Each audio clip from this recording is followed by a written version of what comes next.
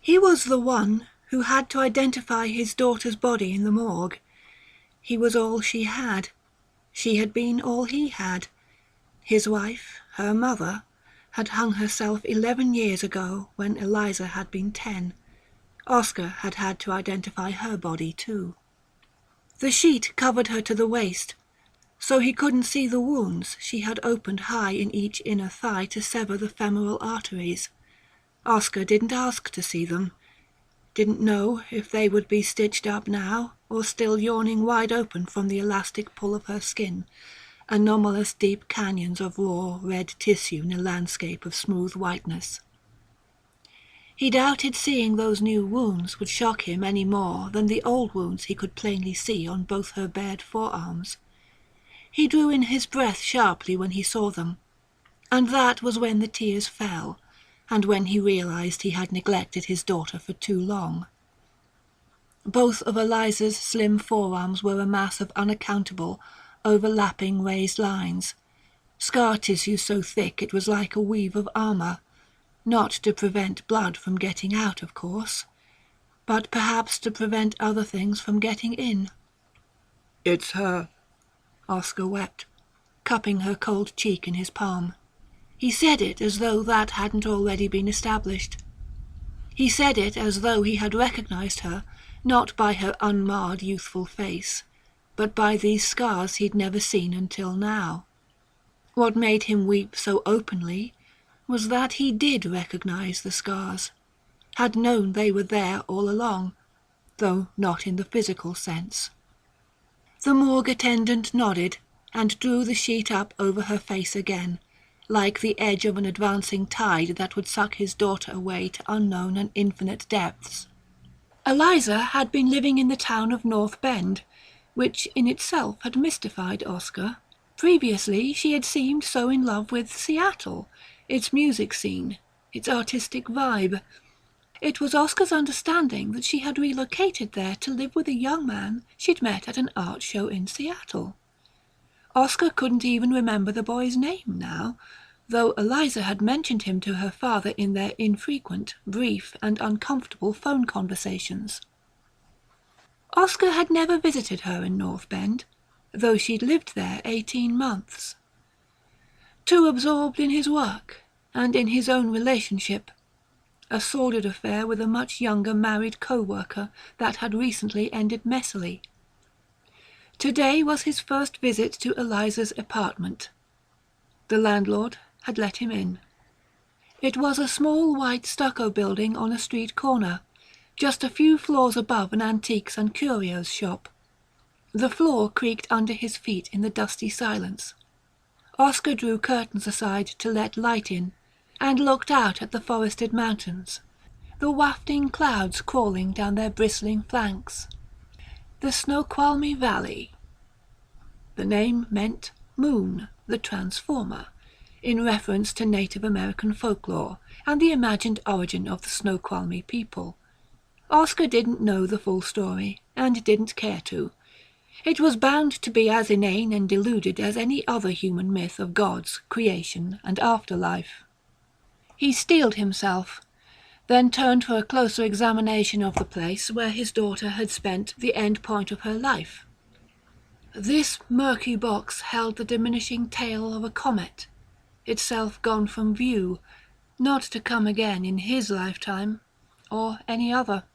He didn't venture into the bathroom, though he had been assured the tub had been scoured by a clean-up crew. Moving like a detective from kitchen to living room to bedroom, Oscar took in countless mundane bits of evidence of his daughter's existence here, but he came across nothing to suggest the presence of her artist boyfriend. No one's clothes or belongings beyond her own. So he had left her then? At what point? Might that account for her desperate act? It made sense to Oscar, and as guilty as the feeling was, it came as a kind of relief that it was another man's abandoning Eliza, not his, her father, that had inspired her self-destruction. He was familiar with this brand of guilty rationalization. It was akin to when he had told himself that chronic depression had been to blame for his wife's suicide, He might even, if he gave in to the impulse now, blame his daughter's suicide on genetics.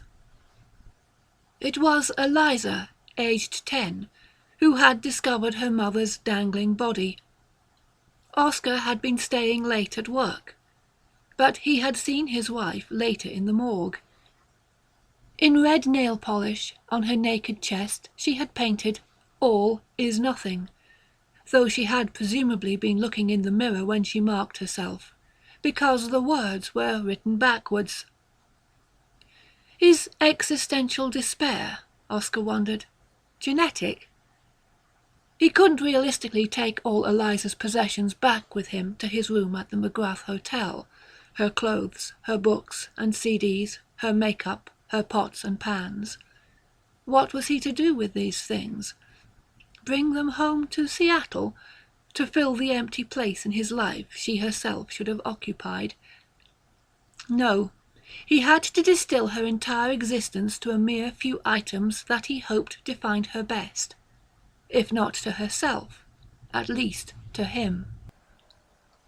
He uncovered several scrapbooks and a shoebox stuffed with loose photos, though he clapped the cover back on as soon as he determined its contents. He wasn't ready to look through them yet. Tears threatened to come again just at the thought of viewing them. He set aside her sketch pads and a few paintings, some unfinished and others completed. Also a worn stuffed animal his wife had given Eliza, a Doberman pinscher that resembled their dog Luna, herself long dead. In the bedroom, however, atop her bureau, he encountered a number of items that perplexed him. The way they were placed, with candles and incense holders between them, or perhaps it was something in their esoteric appearance, made the bureau top seem like an altar. One item was a set of panpipes made from ivory, or was it lengths of animal bone? Another was a pine cone, curiously blood-red, all the more curious for not appearing to have been painted. And then there was the stone statuette, a foot in height and stained green as if it had been stolen from a garden, or from deep woods, that portrayed a troll or gnome or other such creature, squatting on its bestial haunches with a wide impish grin on its toad-like face. Oscar didn't add any of these odd decorations to his pile of memento mori. He couldn't associate them with his daughter, and wondered if they had been left behind by her departed lover. If so, that might explain why Eliza had showcased them in the manner of a shrine. Having remained here as long as he could bear, at least for today, he gathered up his tokens in her own gym bag, which he'd come across in a closet. Then he left the apartment, leaving the door unlocked, as the landlord had said she would come by later to lock up herself. Not knowing if he would be returning here tomorrow, or if this was a kind of goodbye, Oscar descended the building's stair to a little front vestibule. Here he saw the door to the antiques and curios shop that occupied the ground floor. He hesitated outside the door, with its frosted glass panel. He saw a shadowy form pass across its pebbly surface. On a whim, but without enthusiasm, more like a sleepwalker, he reached for the door and pushed it open. Bells jangled as he stepped inside. The figure he had seen passing as a watery silhouette turned toward the sound and met his eyes, and Oscar felt his lungs seize up like fists clutching his last intake of air. It was a man, though so transformed as to almost represent some other kind of being. It was quickly apparent, though, that this man of indeterminate age had suffered terrible burning, with little reconstructive surgery, though Oscar couldn't say what he had looked like before, whatever procedures he might have undergone. The man looked to be wearing a stocking mask, with lidless holes cut out for his watery, red-rimmed eyes, and another hole for his bulbous, immobile lips. He had mere slits for a nose. When the man spoke, it was with difficulty, owing to the tightness of his thick scar tissue, But Oscar thought there was a smile in his voice, if not on his face. "Welcome," the man said. "Can I help you?" "I was just—" Oscar cleared his voice. "My daughter lived upstairs. Here." He nodded toward the ceiling. "Oh, yes, yes. Eliza." The shop's proprietor took a step forward, and now his muddied voice conveyed sympathy. "Poor girl. I'm so horribly sorry for your loss, sir." "Thank you. I was just, wondering how well you knew her, and the boy who lived with her." "Oh, him." Oscar couldn't tell at all what the proprietor's tone meant to convey. "Julian. Yes, that's his name. I'd forgotten. She told me, but I never met him. I was wondering if you knew whether he'd left her very recently." It was recently. I'd say so." The burned man turned to look off into space as if trying to pierce the past. "I can't recall precisely the last time I saw him, but I do know he returned to Sesqua Valley." Oscar was confused. Had he heard the man correctly? "You mean Snoqualmie Valley?" The proprietor met Oscar's gaze again. "No, that's here. Sesqua Valley is another place." Since they still stood near the open door, the burned man swept his arm toward the interior of his shop. "Please, let me get you a cup of coffee. I was just about to pour one for myself. I'll tell you anything that you might find helpful." "Thank you," Oscar said sincerely, and followed the man toward the back of the shop, which was a dusty labyrinth of dubious treasures. Furniture piled with knickknacks, framed paintings and photographs filling every inch of wall space, porcelain dolls and mounted deer antlers, Bakelite radios, and books with frayed bindings. At last they reached a glass counter sheltering smaller, more easily stolen items, such as old watches, coins, straight razors, hairbrushes, and so on, in a museum-like exhibition. Atop this counter beside a modern cash register was a coffee maker, with a half-full pot. When asked, Oscar told the man he took his black. The burned man made his own, with heaps of sugar and far too much cream, and sucked it through a straw. Even so, his awkward lips became slick with his sweet concoction. "What can you tell me about Julian?" Oscar asked. "Not much, except I knew he was from Sesqua. He didn't even have to tell me. Not with those eyes of his." The man sounded positively wistful.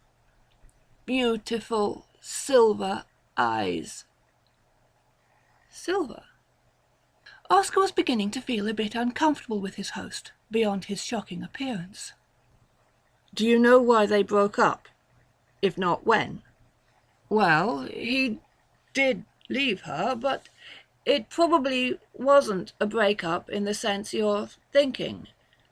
You see, as Julian told me, Sesquans do something similar to the Amish. When young Amish go out to experience the wider world for a time, before returning to their community. The Amish call it rumspringa. They get all that yearning and youthful restlessness out of their systems before settling back in and accepting their own nature. I'm sure it was simply Julian's time to return." Oscar found this explanation a bit hard to process. So had Julian belonged to some cult? Was that what this man was suggesting? "Are you sure you didn't hear them arguing up there? They didn't have a big blow-up or anything?"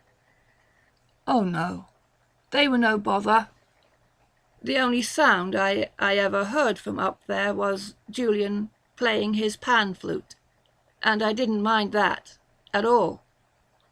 Such a lovely melancholy sound it was. I saw his pan flute upstairs.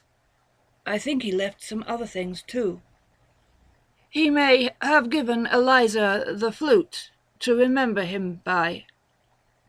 But if you saw other pieces from Sesqua Valley upstairs, I think you must be talking about the pieces Eliza bought from me herself, after Julian was already gone. Things she felt would keep her connected to him, I suspect. A red pine cone, a funny statue of a little satyr or something.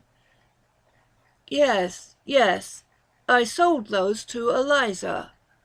I'm very fortunate to have amassed a number of items from Sesqua Valley over the years, and Julian gave some of them to me himself when he needed money, though sometimes he'd just trade them for some old books he wanted.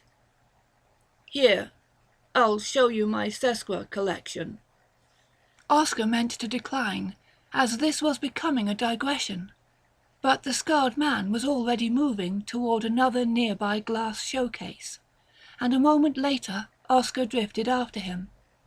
When Oscar had joined him, the man gestured proudly at the display. It's like evidence of Atlantis, proof of Leng and Kadath. Look at it. Oscar barely glanced at the items within. So, where is this Sesqua Valley?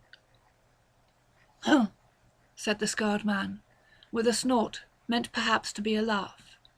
Where, indeed? You remind me of your daughter. How's that? She too was curious about Sesqua, even beyond her love for Julian. She badly wanted to go there. All the more so, of course, after he disappeared. But I'm not sure she ever set foot there. I'd love to visit there one day myself, but... But? Oscar was becoming irritated with the man's eccentric nature. Had the fire that destroyed his face boiled his brain as well? As fascinated as I am by such obscure places, and the things that live in them, I confess to being rather apprehensive about venturing beyond a certain point. He motioned toward his mask-like visage. No doubt you're wondering how this occurred. Oscar could only shrug. As a boy, lying in bed one winter night, I saw a strange violet light fluttering through my window curtains. So I got out of bed and went to the window to look outside. Our house was at the edge of the forest, and the light came from within the trees. As I watched, the light emerged in the form of a hovering globe large enough to contain a person's body, and I thought I even saw a body, curled inside it like a fetus in the womb. But it was indistinct, because of the globe's brilliant, ultraviolet light. Or maybe the figure was indistinct because it was an unfinished soul, yet to be born into the material world. Or else a departed soul, not yet ready for the spirit world. In any case, I was too amazed to feel fear, as this floating sphere moved across the backyard, closer and closer to my window, and then... The proprietor blew both his hands open. What happened? Oscar asked, trying to humour this person whom he now knew to be a madman. The sphere exploded in a blinding flash. There was no sound, and the glass of the window was unbroken. But this was the result. With both hands he touched his disfigured face. How do you account for that? If there were anything at all to it, Oscar thought, he could only imagine ball lightning. I'm sure it was some manifestation that had strayed from Sesqua Valley. It isn't so far from here." Oscar had to restrain himself from shouting when he asked. "So, what is it about this Sesqua Valley?" If his daughter had become obsessed with the place, real or imagined, he now suspected it had as much to do with this man's influence as Julian. "People talk of places where the veil is thin, or the veil is ragged with holes. I see it as a tapestry. Woven into the tapestry is a very realistic, mundane landscape that tricks the eye. But the tapestry is a curtain, and if you reach out and nudge it aside, you'll find a doorway behind it." "A doorway to where?" The proprietor attempted a grin, which made Oscar flinch in his guts. "Places like Sesqua Valley." "I'd better go." Oscar sighed, and he started to turn away. "Thanks for the coffee." As if he hadn't noticed his guest withdrawing, the scarred man said, "She couldn't afford to buy it, but I let Eliza have a whiff of the air of Sesqua. A free sample, if you will. It's all I've ever allowed myself, after all. And God, the things I saw, just from that one taste." At the renewed talk of his daughter, Oscar wheeled toward the proprietor again and snapped, "What are you going on about now?" The man pointed at an object resting inside the glass display case. The object was in itself not so remarkable, and this was no doubt the reason Oscar's eyes had merely skimmed over it before. A glass mason jar for canning, with a screwed-on metal lid. Yet on closer inspection he realized the glass was not tinted with colour as he had first thought. It was colourless, but trapped within the jar was a faintly stirring smoke or gas, mauve in hue. How was it possible to trap something like that? How long could it be retained? The mauve mist swirled subtly but restlessly, as though it wished to find a means of seeping out of its prison. "Julian brought that to me. It's a kind of fog that appears when new souls are born into the valley, or vanish from it forever. Much concentrated, it's the atmosphere, the very essence of Sesqua Valley itself." "And you let my daughter breathe in some of this stuff?" "Yes," the burned man beamed. "Yeah? Well, I think you've been snorting too much of it yourself, or something else." "I told you I've only ever had a whiff. I don't blame you for not believing me, sir.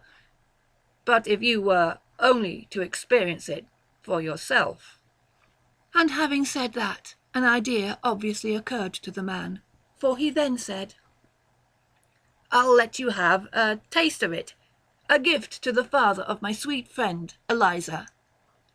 Oscar was tempted to erupt again, but as he studied the old mason jar once more, he found himself mesmerized by the way this condensed fog turned in on itself, as if billowing in reverse, like an amorphous flower blooming and decaying and blooming again in a never-ending cycle.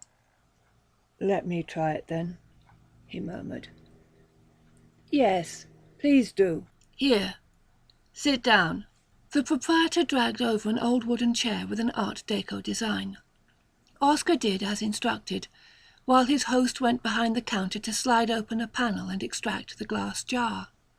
He returned to the front of the counter, set the jar down for a moment, and unscrewed the lid almost all the way.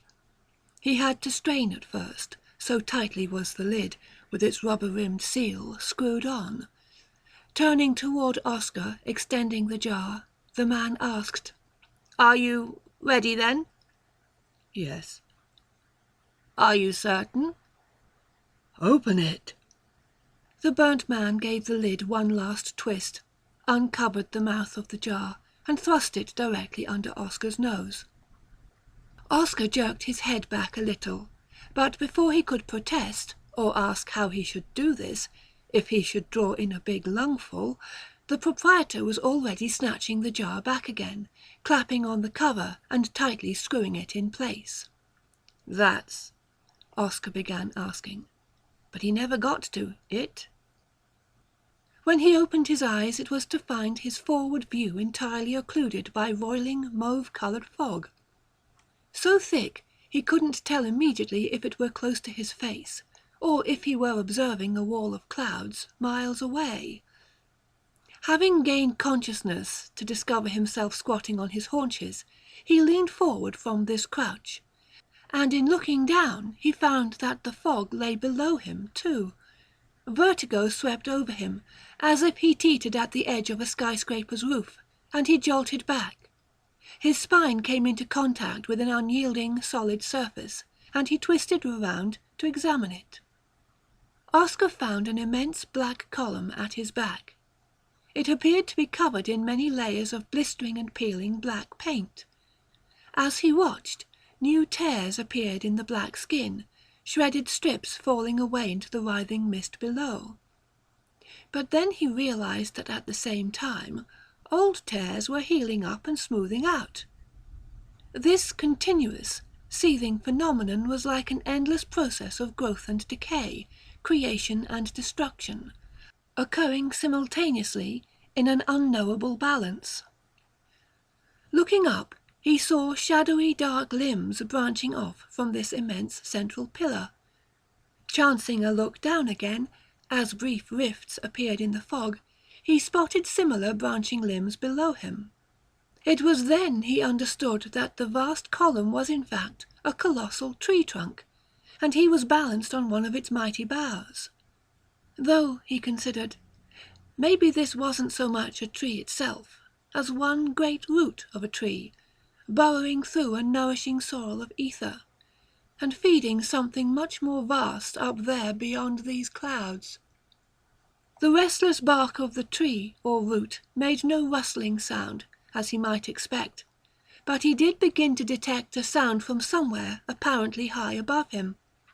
It was faint, muffled by distance or the fog, or both, but it seemed to be piping music, as if from a flute, or group of flutes.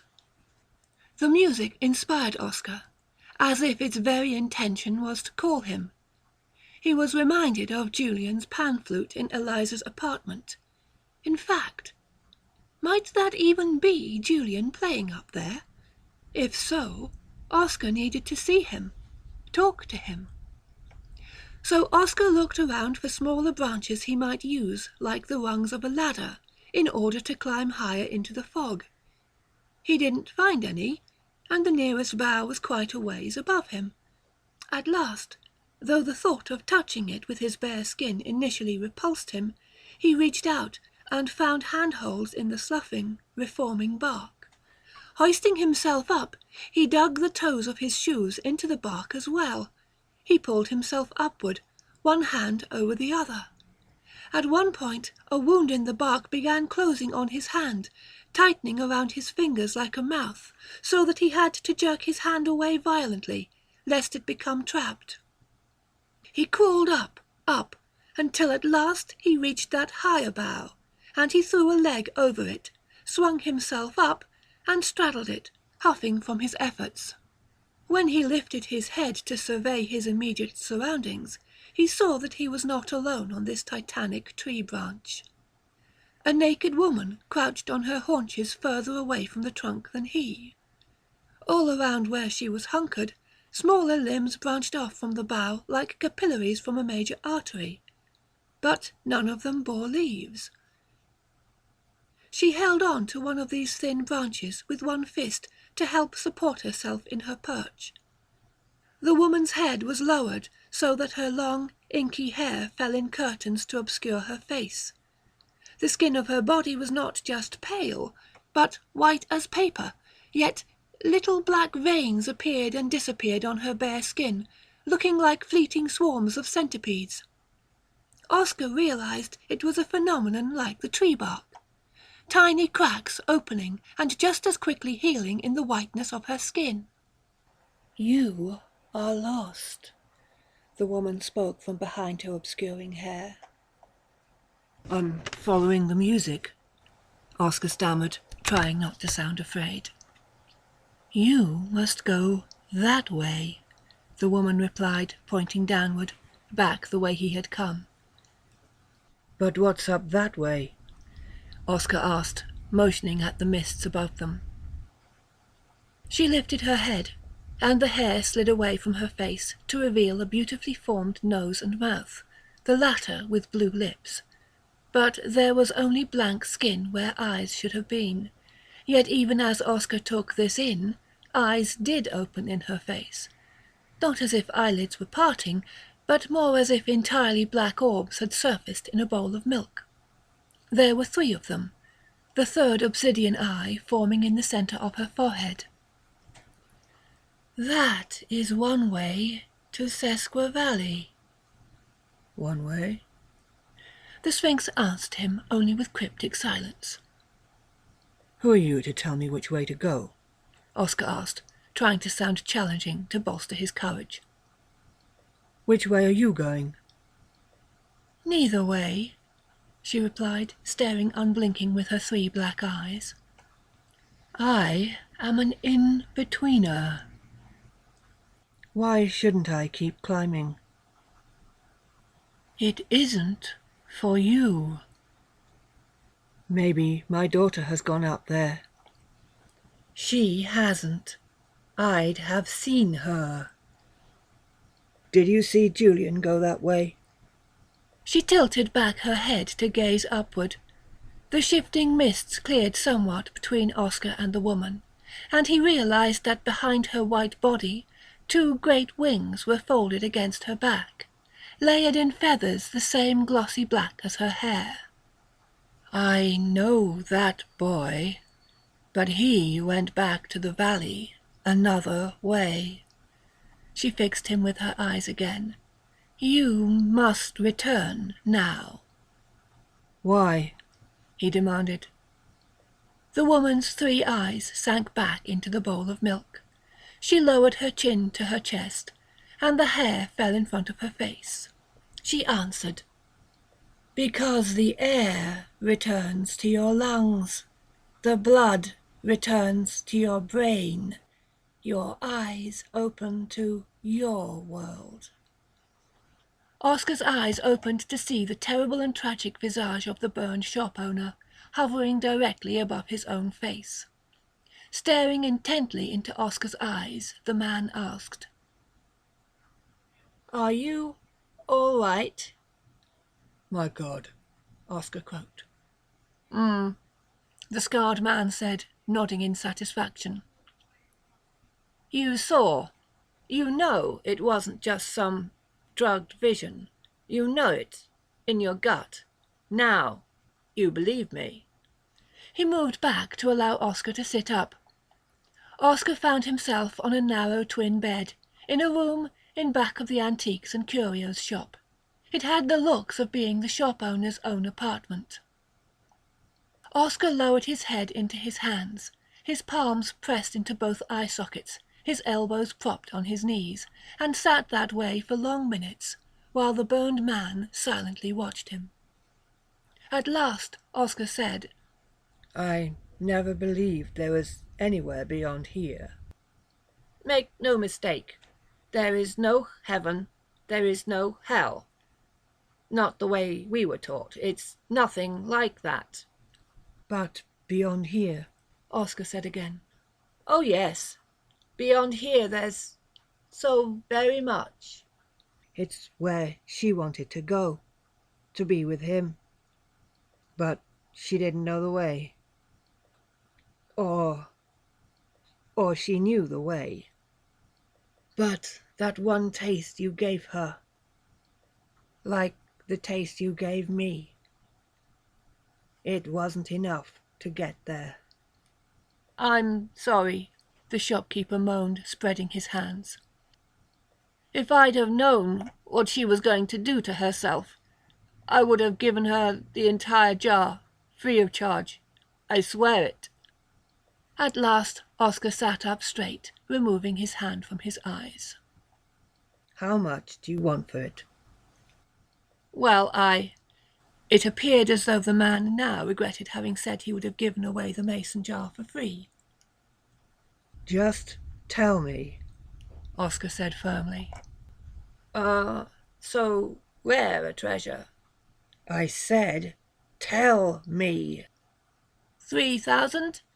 The burned man whimpered, cringing back a little, as if he expected Oscar to explode in wrath.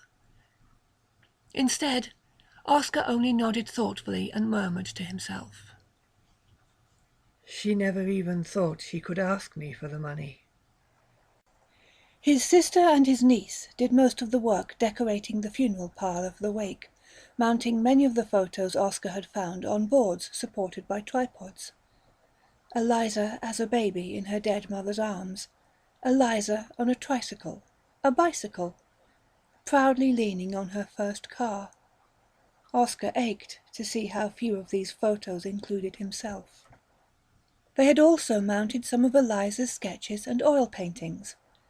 One of these showed a vast black tree swathed in gauzy mauve mist, with a group of diminutive satyr-like beings clambering up its flaying, mending bark. Another painting was a portrait of a young man who was both handsome and odd-looking at once, in an indefinable way. When Oscar had first seen this in Eliza's apartment, he had thought it was unfinished, because of the boy's seemingly empty eyes. Now he realized the eyes were not unfinished. They were meant to appear as bright silver. With his own hands, Oscar had added only 3 items to the mementos present in the room. On a small table near the head of the casket, he had placed a flute, made from slender lengths of bone, a red pine cone, and an odd greenish-stained statuette. Oscar and his sister wept in each other's embrace. His sister, a Catholic, whispered in his ear, "She's in a better place now." Years ago, when his wife had taken her own life, his sister had tried to console him with the same words. At that time he had muttered back to her, "All is nothing." This time he replied gently, "Not yet." When the viewing hours came to a close, Oscar told the funeral director that he needed a few minutes absolutely alone with his daughter, so he could say his personal goodbye. Of course, his wish was respected. Alone in the room, Oscar stood over the open coffin, gazing down into his daughter's face with some expectation he couldn't fully define, as if she might yet open her eyes. She didn't look as unnatural as some corpses he had seen at wakes. Those had been mostly old people who had succumbed to wasting diseases, their faces unnaturally packed and painted. Eliza didn't appear joyful, which was what her name meant, but she did seem to be smiling in a very subtle and enigmatic way. Oscar produced the glass mason jar from a pocket of his overcoat and began unscrewing its rubber-sealed lid. As he did so, he said to her softly, "I don't know where you are right now, my baby, but I know where you wanted to be." He held the jar close to her face, just under her nose, and then gave its cover a last turn. The mauve gas billowed out eagerly, like a genie released from its bottle at long last. The mist obscured Eliza's face entirely for several moments, like the caul sometimes found covering a baby's head at birth, before it began to disperse. Oscar held the jar at arm's length, and he held his breath until the mist finally thinned out and mostly vanished from sight. When he could no longer hold his breath, however, he gulped in a deep swallow of air. Opening his eyes, Oscar found he was already situated on that higher branch upon which the in-betweener squatted, as if he had earned a more advanced starting position as a return explorer. "You again," the woman said, her 3 eyes materializing out of blankness. "Lost again?" "Not as lost this time," he replied. The entity nodded as if she could see this. A few moments ago, I saw the woman you had asked after last time. She pointed into the swirling mists above their heads.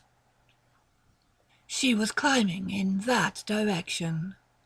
Oscar smiled. Thank you, he told her.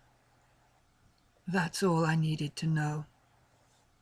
This time, he knew better than to try climbing up in pursuit of that constant, distant piping. Instead, he sat on the bough to keep the in-betweener company for a short time, until his lungs were clear, and the blood flowed back into his brain. Curious about the long silence, the funeral director returned to the room 15 minutes later to find Oscar slumped unconscious on one of the room's leather-padded chairs. "Sir?" the director asked, patting Oscar's arm. "Sir, are you all right?" He sounded increasingly frantic. "Should I call you an ambulance?" Finally opening his eyes, from which tears had flowed down the sides of his face, Oscar looked up at the man, and his lips spread in a tremulous smile. "It's okay now," Eliza's father told the man. "She's found her better place."